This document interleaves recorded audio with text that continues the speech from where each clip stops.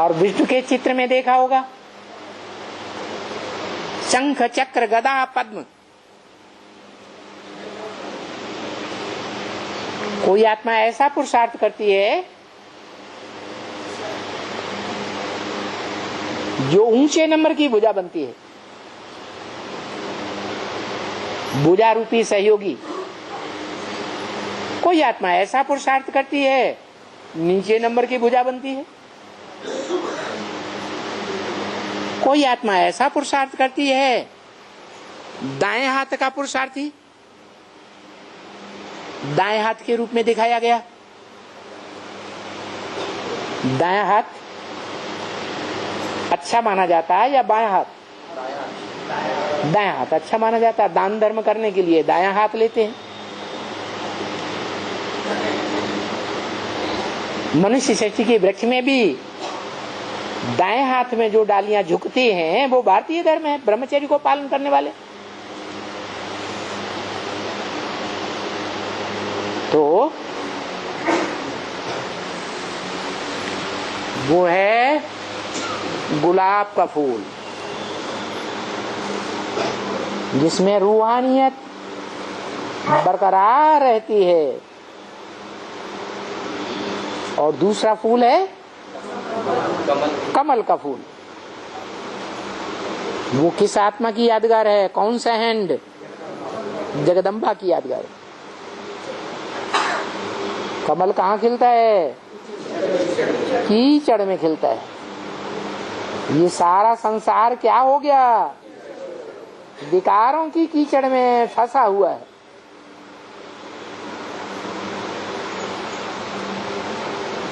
जो बोला तुम बच्चे विकारों की दलदल में जब एड़ी से लेकर के जहां से चोटी शुरू होती है वहां तक डूब जाते हो, तो मैं चोटी पकड़ करके उठाता हूं। तो चोटी का ब्राह्मण भी कोई होगा या नहीं होगा? वो कौन?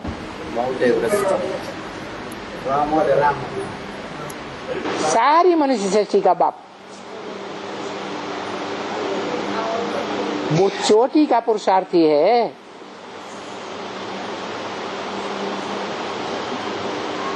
अन्य जो पुरुषार्थी हैं उसके नीचे हैं। जो बोला जो पहला ब्राह्मण तो पहला देवता, जो पहला देवता तो पहला क्षत्रिय, जो पहला क्षत्रिय वो पहला वैश्य, जो पहला वैश्य पहला शूद्र।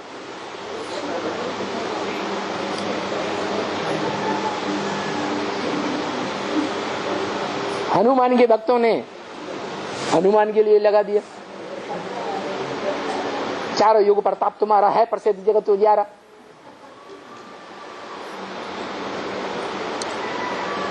तो वास्तव में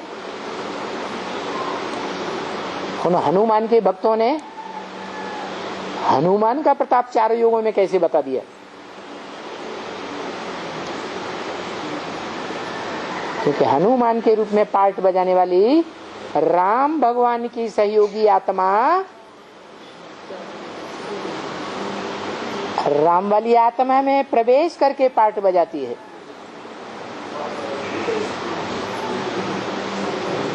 इसलिए हनुमान का नाम रख दिया। जहां जहां राम कथा होती है वहां वहां हनुमान जरूर उपस्थित हो जाते हैं। कौन सी आत्मा उपस्थित हो जाती है? दादा लेखराज ब्रह्मा वाली आत्मा जो सूक्ष्म शरीरधारी है वो जरूर उपस्थित हो जाती है। स्थूल शरीरधारी नहीं है जो आंखों से दिखाई दे, सूक्ष्म शरीरधारी है।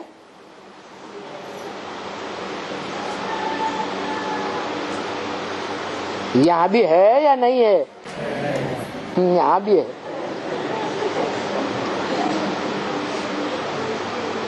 इसलिए शास्त्रों में दिखाते हैं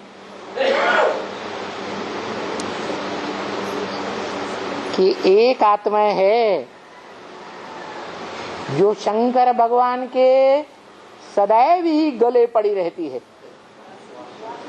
कौन है? वासुकी नाग। वसु कहते हैं धन संपत्ति को। ज्ञान की धन संपत्ति का स्वामी वसु और उसका बच्चा वासुकी। जैसे ब्रह्मा का बच्चा ब्राह्मण, एक मात्रा बढ़ जाती है। जैसे भागवत में वासुदेव को भगवान के रूप में दिखाया है। किसका बच्चा? वसुदेव। वसुदेव बाप और बच्चा वासुदेव।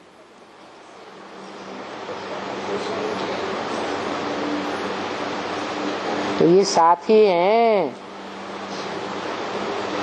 क्या? रामायण में भी साथी हैं।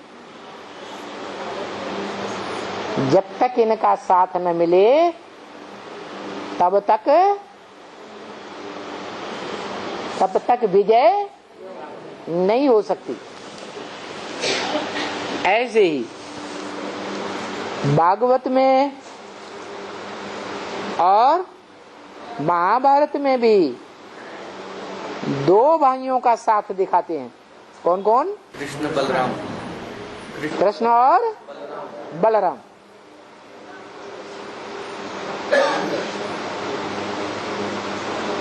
अब चाहे कृष्ण हो चाहे बलराम हो,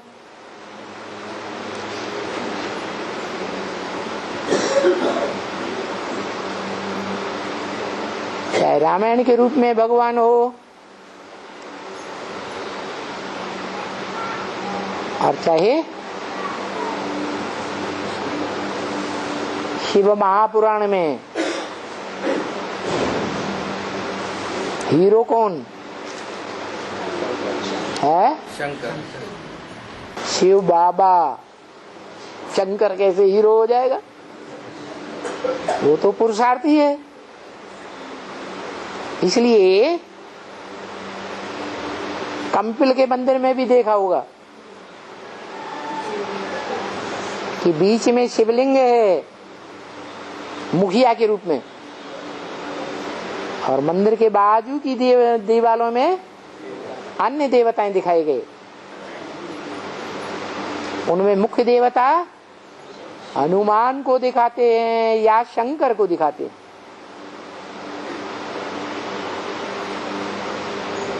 जिसे देव देव महादेव कहा जाता है। ब्रह्मादेव, विष्णुदेव और शंकर महादेव। तो त्रिमूर्ति में शिव बाप का बड़ा बच्चा कौन हुआ है? महादेव हुआ। योग बल के द्वारा देव पद पाने वालों में महान देवता। इसलिए बताया कि वर्तमान में जो त्रिमूर्ति का चित्र बना हुआ है 30 बाई 40 इंच का, इसमें लिखत ठीक नहीं है। लिखत बाबा लिख करके दे देंगे। क्या कहा? बाबा लिख कर देंगे। कौन बाबा? शिव बाबा है। शिव बाबा। शिव बाबा लिख करके दे देंगे। हैं? माने जब ये चित्र बनाया गया 32 किरणों वाला, उस समय की बात है क्या? आगे भविष्य में बाबा लिख करके दे देंगे। लिखत वही लिखत लिखानी है और अक्षर अच्छे होने चाहिए। ये जो अक्षर हैं बहुत अच्छे नहीं हैं।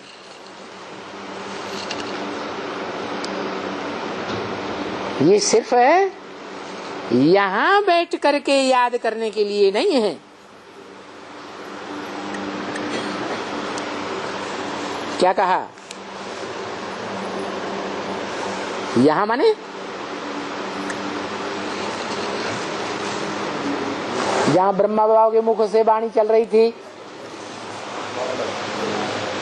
वहां के लिए ठीक नहीं है। जो त्रिमूर्ति में अक्षर या शब्द लिखे हुए हैं,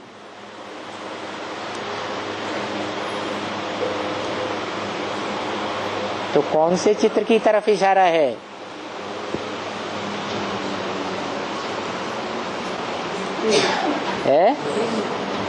त्रिमूर्ति की ओर इशारा है। त्रिमूर्ति का चित्र तो आया था, अर्थ बता दिया।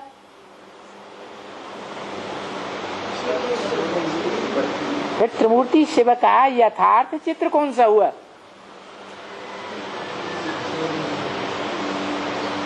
जिसमें तीनों आत्माएं मौजूद हैं। नई दुनिया की स्थापना करने वाली,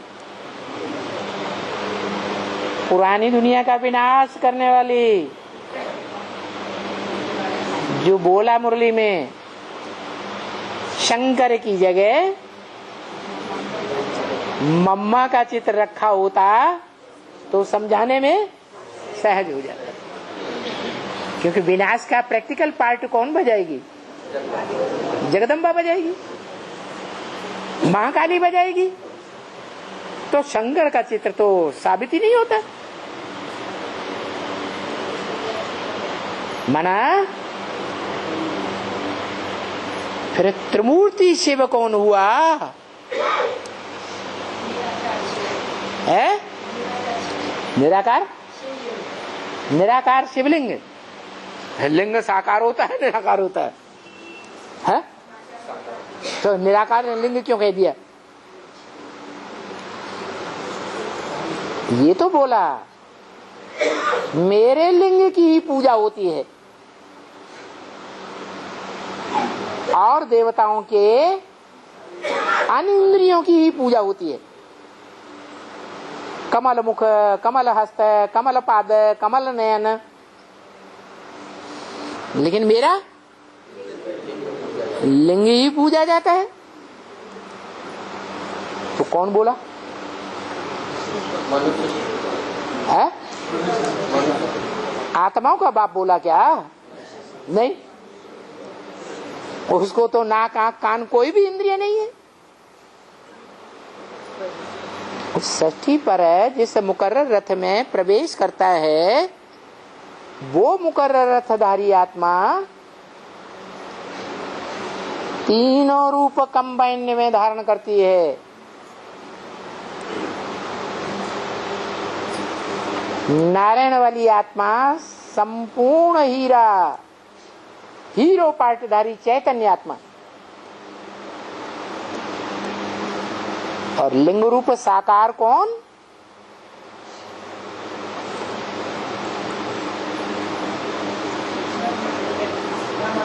जो कभी निराकारी नहीं बनते।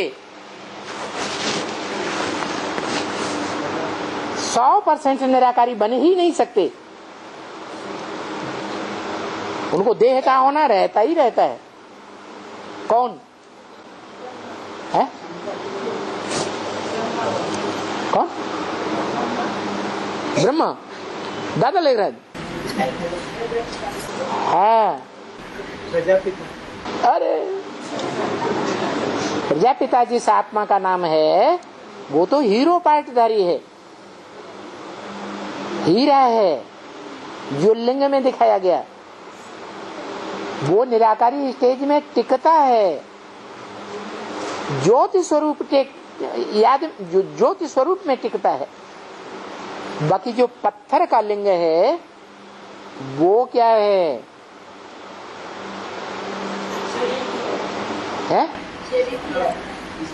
कौन सी शरीर? मनुष्य सृष्टि के बाद बाप है। मनुष्य सृष्टि के बाद शरीर के बाद जो मनुष्य शरीर का, मनुष्य सृष्टि का बाप है, वो प्रजापिता नहीं है।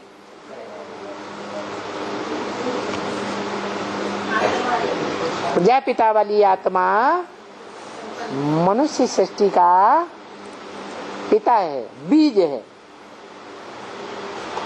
चैतन्य बीज है या जड़ बीज है? चैतन्य बीज है, उसकी जब असंपन्न स्टेज होती है, पुरुषार्थी स्टेज, तो उस स्टेज में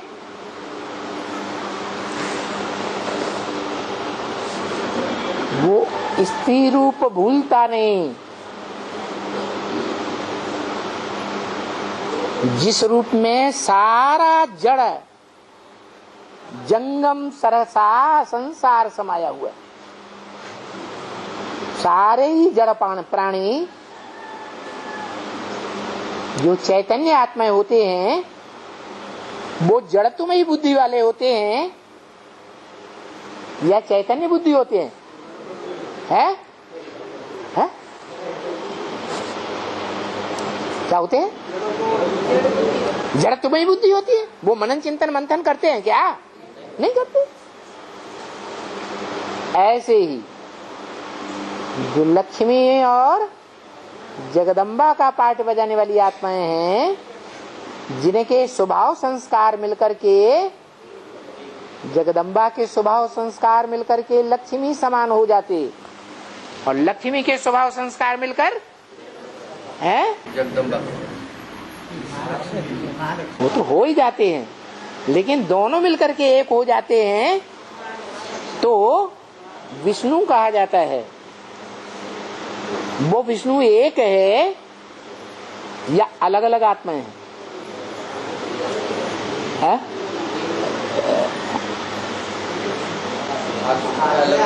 विष्णु जो यादगार है वो संगम युग की यादगार है या सतयुग त्रेता की यादगार है? तो संगम युग में कौन सी आत्माएं हैं जिनके स्वभाव संस्कार मिलकर के एक हो जाते हैं? है? चार के? 4-5 आत्माएं। 5 आत्माओं के स्वभाव संस्कार मिलकर के एक हो जाते हैं साकार शरीर से।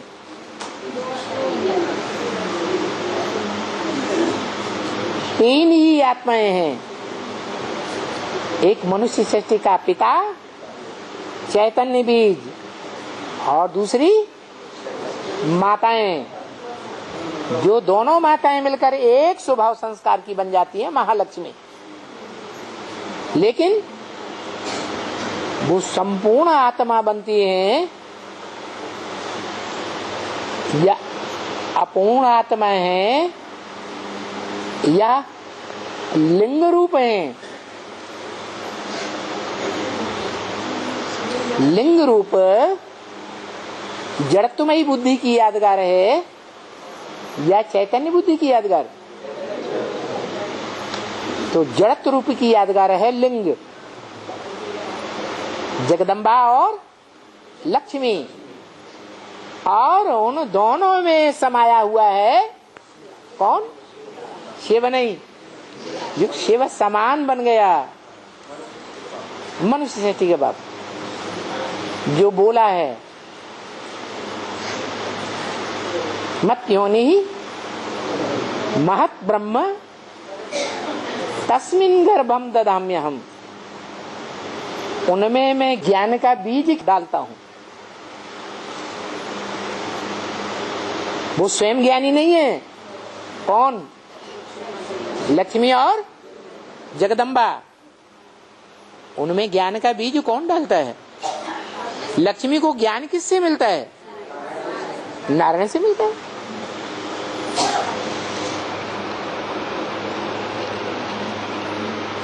तो ये जो त्रिमूर्ति शिव की लिखत है वो बाबा लिख करके देंगे, वही लिखत लिखानी है, और अक्षर भी अच्छे होने चाहिए। ये जो अक्षर लिखे हुए हैं त्रिमूर्ति में अच्छे नहीं है। क्यों? इनका सही अर्थ नहीं बैठता है। इनकी यादगार त्रिमूर्ति हाउस नहीं बन सकती। बन सकती है? नहीं। त्रिमूर्ति हाउस एक है या अलग अलग हाउस है? और एक ही मूर्ति है या 3 अलग अलग मूर्तियां हैं? है? एक ही मूर्ति की यादगार। जो गीता में लिखा है अव्यक्त मूर्तिना, ये शिवलिंग अव्यक्त मूर्ति है। अव्यक्त माने आंखों से देखने योग्य नहीं है, क्योंकि लिंग तो साकार में है, अव्यक्त कहाँ है? अरे इंद्रिया नहीं दिखती। हाँ, क्योंकि मन बुद्धि की स्टेज ऐसी है कि इंद्रियों का भान नहीं है। ये स्टेज माता की भी बनती है, बाप की भी बनती है, लेकिन माता का लिंग नहीं कहा जाता। क्या कहते हैं? है? जलाधारी। क्या? जलाधारी, जल का आधार लेने वाली, ज्ञान जल का आधार लेने वाली। उसको सही ज्ञान मिलेगा तभी प्रैक्टिकल पार्ट बजाएगी प्योरिटी का। बेसिक ज्ञान से प्रैक्टिकल प्योरिटी का पार्ट नहीं बजा सकती।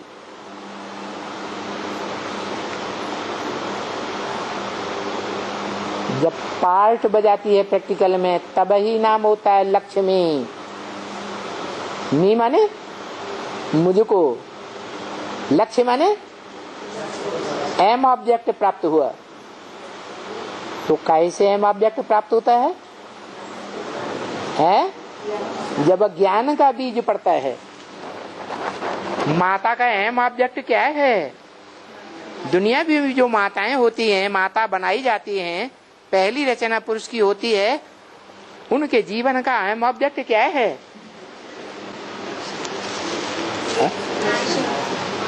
अरे बाप का बीज धारण करना, और प्रैक्टिकल में से बच्चे के रूप में संसार के सामने प्रत्यक्ष करना। ये काम पुरुष नहीं कर सकता। प्रैक्टिकल पालना कौन कर सकती है? माता ही कर सकती है। इसलिए प्रैक्टिकल में नई सृष्टि की स्थापना का कार्य कब होता है? जहाँ के लिए बोला भारत माता शिव शक्ति अवतार अंत का यही नारा है। शिव शक्ति अंत में निकलेगी और काम पूरा हो जाएगा, पूरी राजधानी स्थापन हो जाएगी। ऐसी सशक्त राजधानी रूपी संगठन स्थापन होगा जिसमें एक भी दुनियावी विकारी पांव नहीं रख सकेगा। ऐसी प्योरिटी की यूनिटी वाला वातावरण बनेगा उस राजधानी में, जो इस बार अव्यक्त वाणी में भी बोल दिया। अव्यक्त बाप दादा ने क्या बोला? दिल्ली में है बाप राजधानी स्थापन कर रहे हैं। एक बार नहीं, बार बार बोला, और ब्रह्मा कुमारियों ने बार बार मुंह बंद कर दिया। बाबा आप दिल्ली में नहीं बैठे हैं, आप माउंट आबू में बैठे हैं। जैसे बाबा कुछ जानते ही नहीं।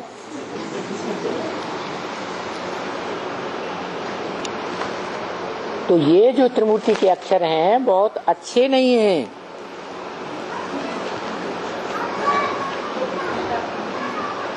क्योंकि यहाँ सिर्फ याद करने के लिए नहीं है। ऐसे नहीं कि हेर पड़ जावे। यहाँ ही आना है,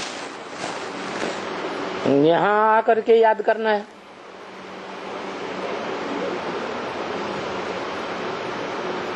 और थोड़ा अपने बाप को याद करना, वर्षे को याद करना, बस खलास।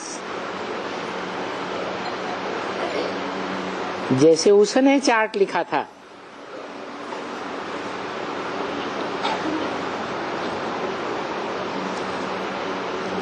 ऐसे तुम बच्चों को भी चार्ट लिखना है।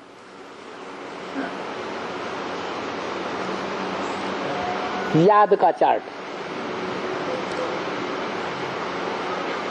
कि कितना निरंतर याद रहती है।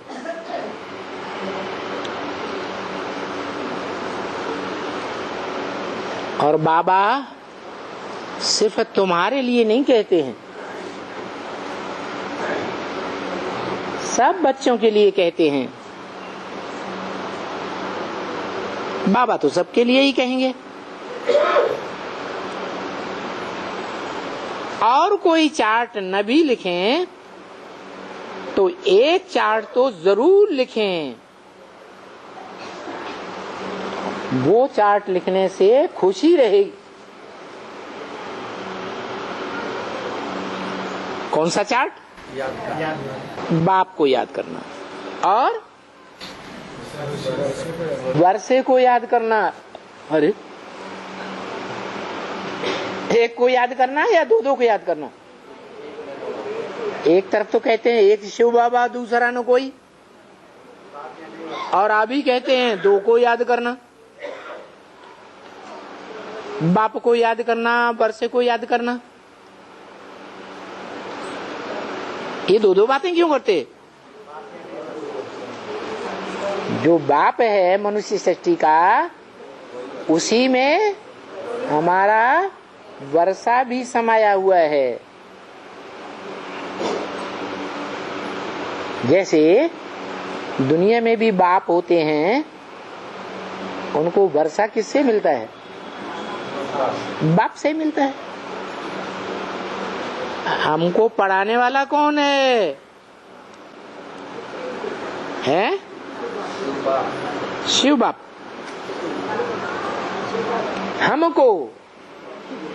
हमको माने एक या ज्यादा? ज्यादा। तो जो ज्यादा हैं पढ़ने वाले, उनको पढ़ाने वाला कौन है? क्या पढ़ाता है? सिर्फ ज्ञान पढ़ाता है, थ्योरी पढ़ाता है?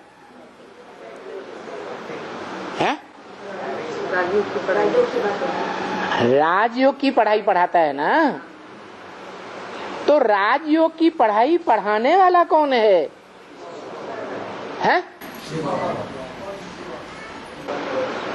राजयोग की पढ़ाई पढ़ाने वाला शिव बाबा है। साकार और निराकार का मेल। सिर्फ निराकार राजयोग की पढ़ाई नहीं पढ़ाता, वो प्रैक्टिकल में राजयोगी है।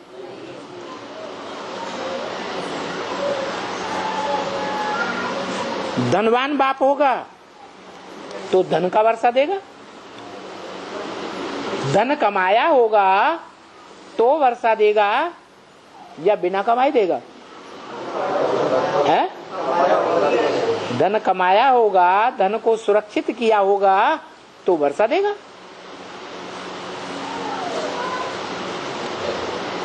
यहाँ राजयोग की पढ़ाई है।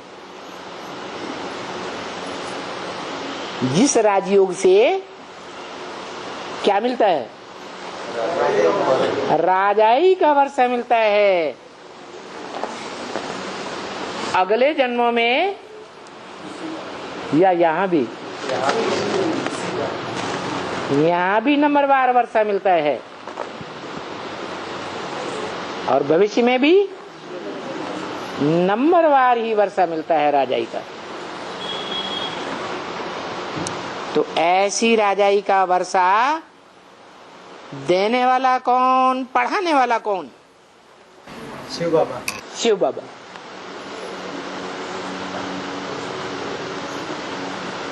ब्रह्मा कुमारियां लड़ाई लड़ेंगी आके।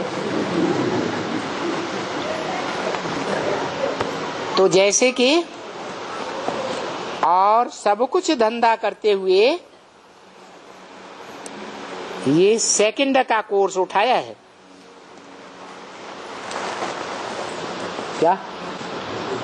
सेकंड का कोर्स कौन सा?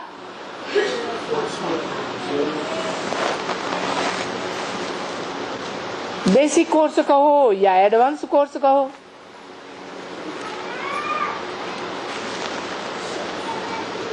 किसका परिचय दिया जाता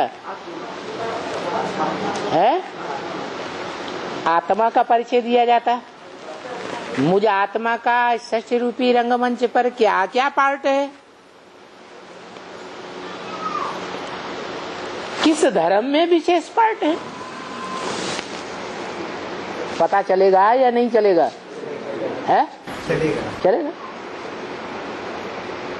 और किस धर्म में क्या क्या पार्ट है, छोटा या बड़ा?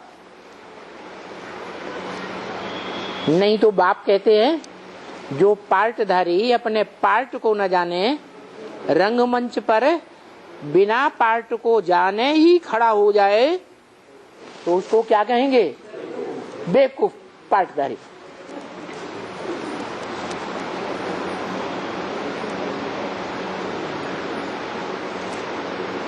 तो हम बच्चे क्या हो गए? है बेवकूफ पार्टधारी हो गए। अरे तुमको पता ही नहीं है कि हम सूर्यवंशी बाप के बच्चे हैं, सूर्यवंशी धर्म में जाने वाले हैं। बड़े आराम से मान लिया हम बेवकूफ हैं। वो 84 जन्म को बाद में, पहले ये तो जाने हम कौन से कुल के हैं, कौन से बाप से हम पैदा हुए हैं। ये बात पहले जानने की है या 84 जन्म पहले जानने के हैं? है?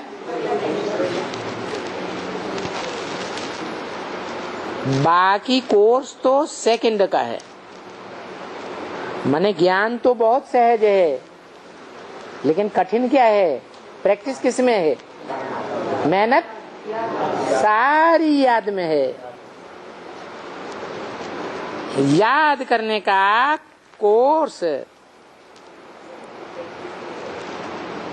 और कोई कल्याण तो करते हैं ना। ये बैठे हैं, जैसे ये दर्जी है, ये बैठ करके सिलाई करते हैं, तो ये अपना कमाई कर सकते हैं भविष्य के लिए बहुत। ऐसे ब्राह्मण परिवार में जो भी बाप के बच्चे हैं उनके कपड़ों की सिलाई करेंगे